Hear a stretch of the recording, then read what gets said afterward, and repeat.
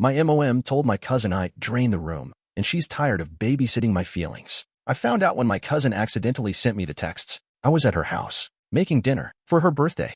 They called it a roast, but it didn't feel like one. My name's Dario. I'm 46. I've been the lead sound technician for the Silver River Jazz Ensemble since I was 25. We're not famous, but we tour enough to need someone like me. Someone who knows which wires not to trip over and which mics not to trust. We were in Charleston for a 3-night run, the final show doubling as a surprise birthday party for our bandleader, Ezra. I had spent the last 3 days hauling cables, tuning monitors, baking the damn cake from scratch. Chocolate bourbon layer cake, his favorite. I even added the edible gold leaf, like some fancy YouTube tutorial showed me. That night, after the show, they brought out the drinks and the impromptu stage for the after-party. The instruments were packed away, but the band wasn't done performing. Only this time, the set list was me. Ezra called it a crew appreciation toast, but it turned into a roast, fast. Can we give it up for Dario? He said, raising his glass. The man, the myth, the soundboard ghost. Laughter. Seriously, said Carla, our trumpet player. I've seen studio chairs with more personality. Someone snorted. I think it was Pete, the saxophonist. That's when he said it. Every crew needs a mute button in human form, Pete said, grinning like he was proud of the punchline. The room cracked up. Glasses clinked. I stood there, frozen with the cake still in my hands, the candles flickering like they were embarrassed too. Then came my niece, Maddie. She was only 21 and had just joined us for backup vocals. Her voice was warm honey on stage, but sharp as vinegar when she added. Uncle D's like the static between stations, always there, never needed. Even the lighting guy winced. And then, of course, Liana had to get her line in. Honestly, she said with a smirk, he's more like a human metronome, predictable, background, and only helpful when we screw up. More laughter, louder this time, like it was safe now. Like the first jab cracked the door open and now everyone could pour through. I didn't say anything. I couldn't. My throat locked up like a stripped screw. I just stood there in my band tee and jeans, the cake box in my hands, the smell of bourbon and chocolate rising up with every breath I tried to take. They didn't notice the silence that followed. Or maybe they did and just didn't care. They kept laughing, kept toasting, kept passing me by like I was one of the damn mic stands. I placed the cake on the table, quietly, gently, and stepped back. That was the moment, not the joke, not even the smirks. It was the realization that I had spent 2 decades wiring their instruments, fixing their gear, driving the vans, arranging the hotels, only to become the punchline at the end of a set. And no one thought twice about it. I didn't sleep that night. After the party died down, we all returned to the hotel, and Liana passed out like nothing had happened. I lay in bed next to her, staring at the ceiling, my chest tight and buzzing like a loose wire. She snored softly, one arm hanging off the bed, completely unaware that I hadn't blinked in over an hour. By 3 a.m., I gave up. I got up, pulled out my laptop, and started scrolling through old tour photos. There were hundreds. Me repairing a blown-out speaker in Memphis, boiling pasta for 12 in a crusty motel kitchenette, hand-washing Ezra's white linen stage shirt after a coffee spill in Denver. Photos they had taken and tagged me in, always with some lazy caption like, "Our MVP," or "Sound Ninja strikes again," like I was some service they subscribed to,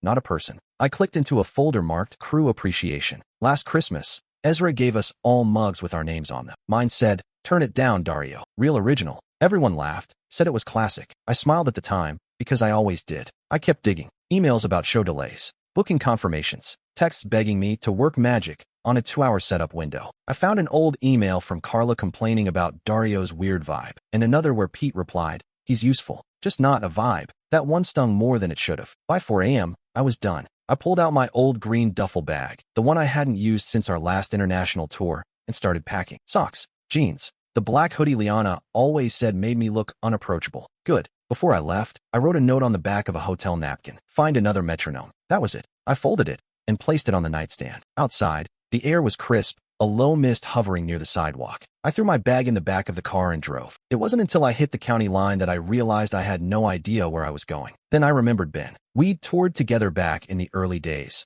before he left to start a consulting firm helping artists retain their music rights. We hadn't talked much lately, but when I reached out last year to ask about contract templates, he was the only one who said, "Are they still treating you like dirt?" I called him around 9 that morning. "You still got that apartment near Lake Jasper?" He didn't even hesitate. "Yeah, and a stocked fridge. Come through." By sunset, I had set up shop on his futon. I opened my laptop and logged into the band's systems, because of course, I was still the one managing all the accounts. One by one, I canceled every hotel reservation, pulled the plug on the van rental, terminated the insurance policy for the tour gear. No email, no heads up, just silence. The kind they'd never paid attention to before. But this time, they'd hear it loud and clear. The first message came in at 6:42 a.m. sharp. Liana, where are you? Did you go for a walk or something? The hotel says you checked out. Then came Ezra. Ezra, hey man, can't find our hotel bookings for Philly? Did they change the system again? And then Maddie. Maddie, Uncle D, are you okay? That one hit different. I stared at the screen for a long time before replying. Me,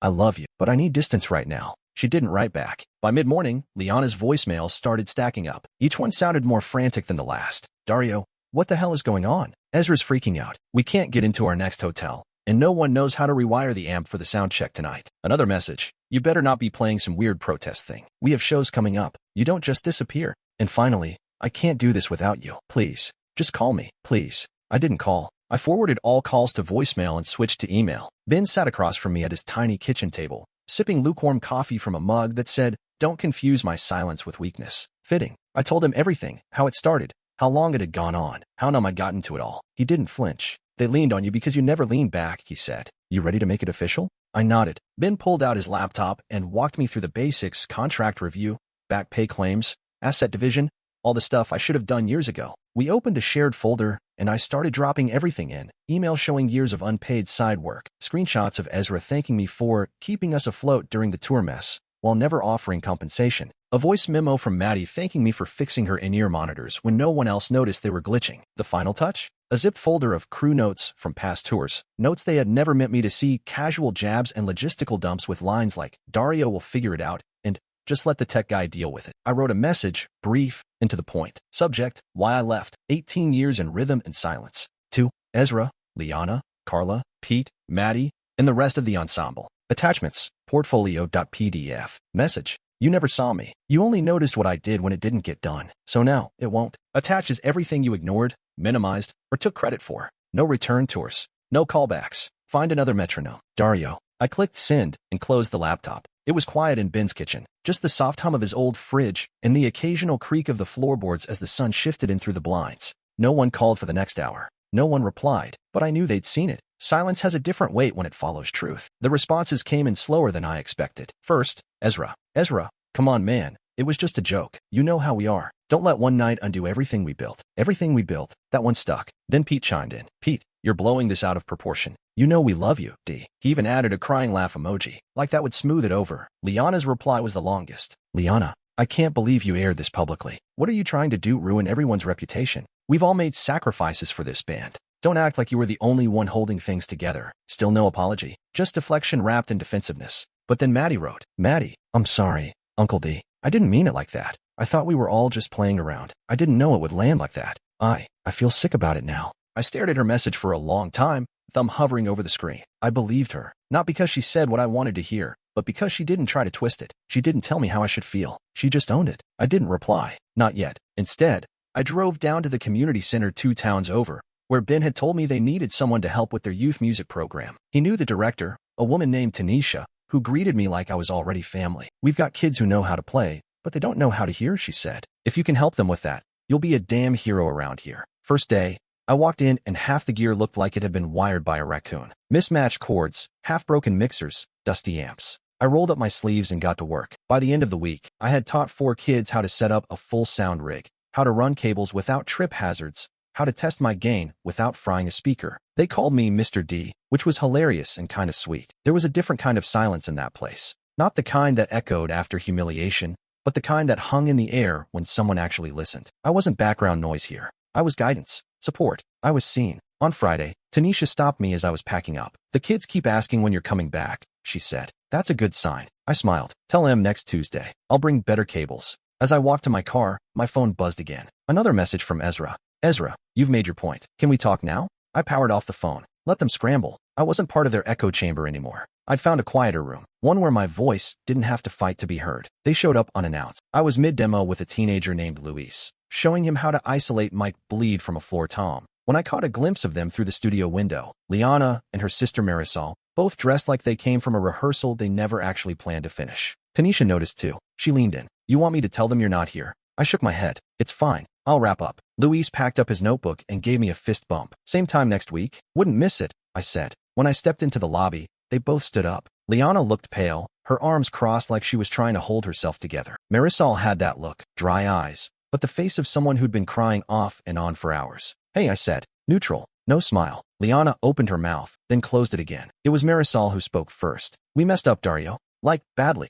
I nodded toward the back room. Come on. We sat in the small playback booth. No windows. Just 3 chairs and an old mixing console I'd been slowly restoring with the kids. I didn't offer them water. Didn't ask how the band was doing. I just reached into my bag and pulled out a flash drive, plugged it into the console, hit play. The audio wasn't perfect. It was from my field recorder, something I always ran during major gigs just in case something went wrong. It had picked up everything, from the toast, to Pete's jab, to Maddie's line, and then Liana's voice, cool and amused. Honestly, he's more like a human metronome, predictable, background, and only helpful when we screw up. Then laughter, clapping, the whole room eating it up while I stood in silence. I didn't look at them, just let it play. When it ended, the room was quiet, but this time, the silence didn't protect them. I pulled out a folder and set it on the table between us. These are the thank you notes from the past 5 years, I said. Every tour, every event, every time you wanted me to know I mattered. Liana flipped one open. To the guy who knows when to shut up and plug in. Thanks for being our ghost. Another one. Dario, the king of not needing attention. You make the rest of us look flashy. She didn't say anything. She just kept turning pages like each one hit harder than the last. Finally,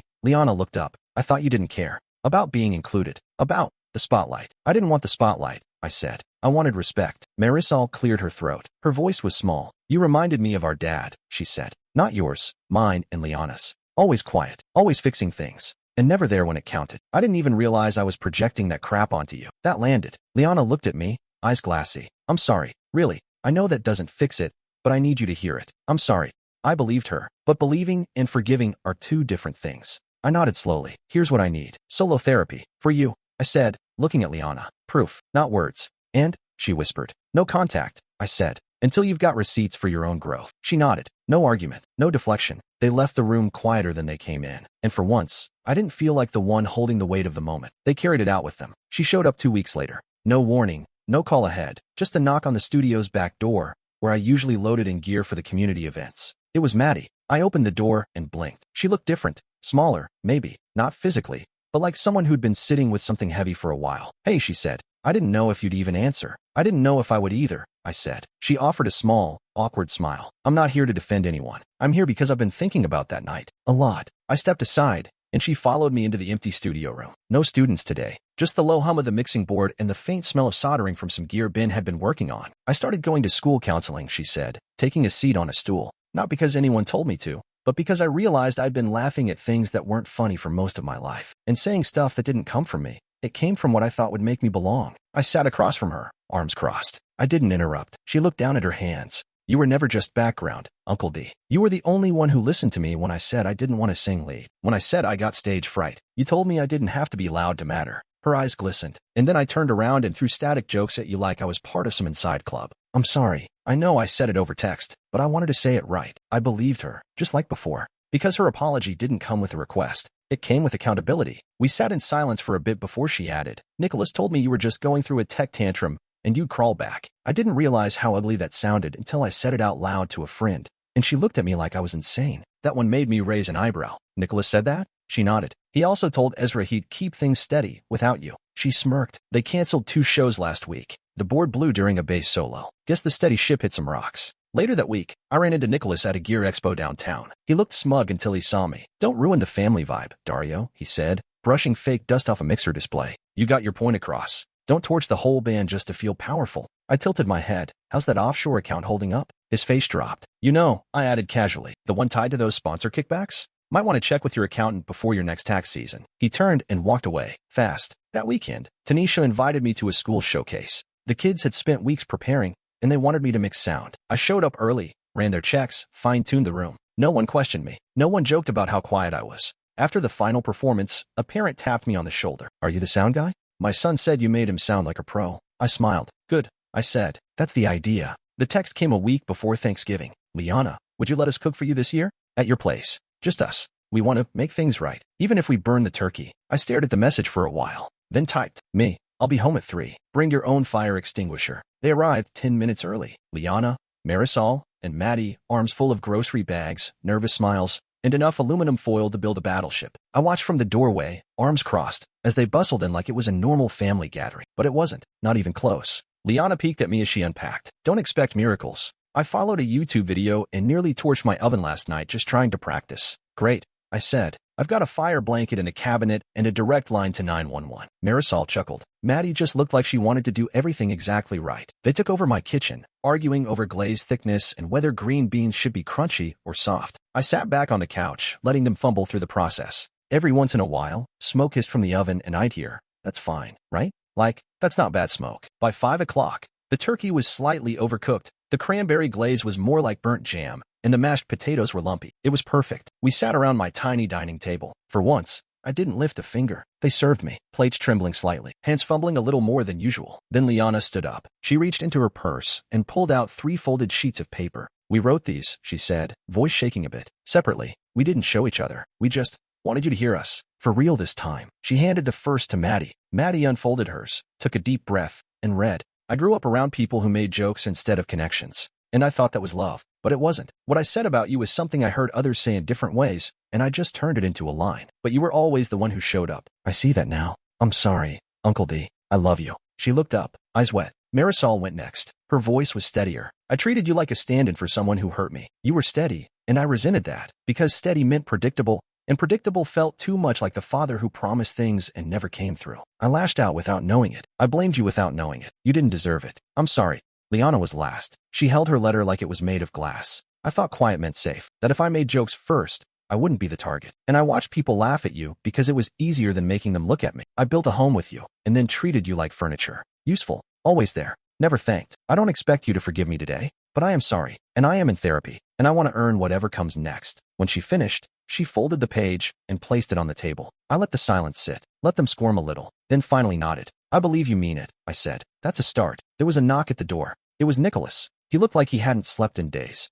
His shirt was wrinkled, his hair unkempt, no saxophone in sight. "I heard what you did at the school," he said. "And what you said at the expo. You were right. I didn't say anything. I just stepped aside." He came in, took off his cap, and stood by the table. "I'm sorry," he said. "I let ego and money get in the way, and now I've lost half my sponsors." My manager walked. "I've got nothing left but the truth, and I wanted to say it before it was too late." He reached into his coat pocket and pulled out a folded check, set it gently in front of me. "I don't expect you to cash it, but that's everything I owe you for the last 5 years. Every bit of extra you covered that we forgot. I didn't forget. I just thought you'd never ask." I didn't touch the check, but I looked at them all, Liana, Marisol, Maddie, Nicholas, and for the first time, I didn't feel like a piece of gear someone forgot to pack. I felt human, valuable, seen. Liana started sending me updates from therapy, not dramatic ones, just snapshots. A blurry photo of a workbook, a quiet message that read, "Today I admitted I thought being needed was the same as being loved." I didn't respond right away, but I didn't block her either. A week later, she asked if I'd consider couple sessions.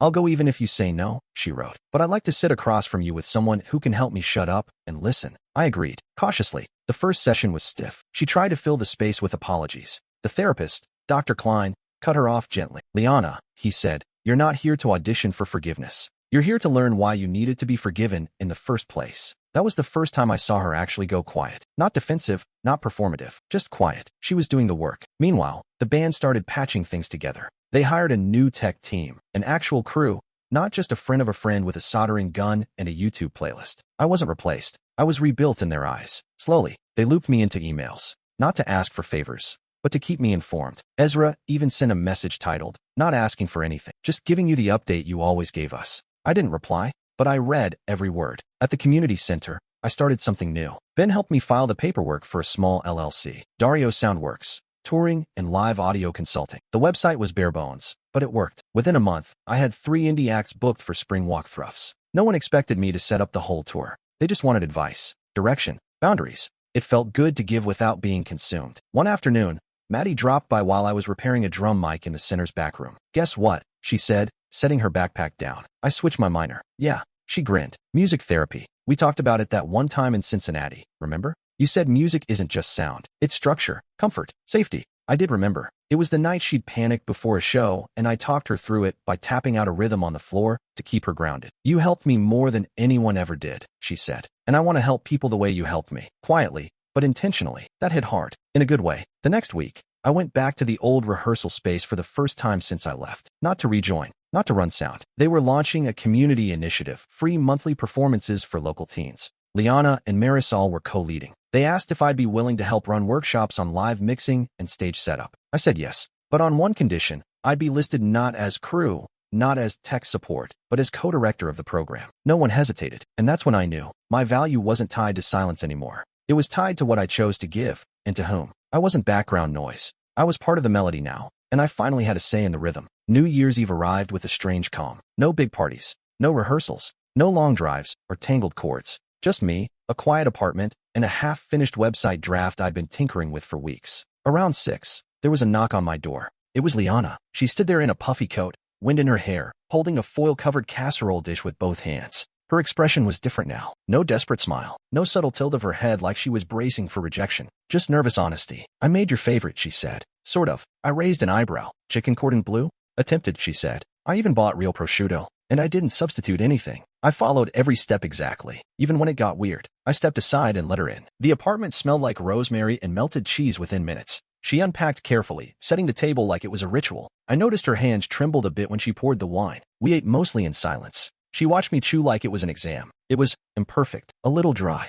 but full of effort, full of care. "I didn't ask you here to fix anything," I said finally. "And I'm not moving back tonight." She nodded. "I know. I wouldn't want you to." Then she reached into her bag and pulled out an envelope. It was thick and formal, no scribbled notes or hotel napkins this time. "I asked a lawyer to draw this up," she said, sliding it across the table. "It's a revocation of our cohabitation agreement. The apartment is yours. The lease is in your name only now. If you ever come back, it'll be because you chose to, not because of shared logistics or memories or guilt." I opened it. She wasn't bluffing. Her signature was at the bottom. So was the lawyer's. I stared at the paper for a long time. "This isn't about control anymore," she added quietly. "This is about choice." Midway through the second glass of wine, her phone buzzed. She glanced at it and smiled. "It's the band," she said. "We're doing a little video call. Just the core. They wanted to check in. They miss you." I didn't answer, but I didn't stop her either. She tapped the screen and turned it toward me. One by one, familiar faces appeared. Ezra, Pete, Carla, even Nicholas. They didn't beg or grovel, just spoke like people trying to be better. Carla said she was in group therapy for workplace dynamics.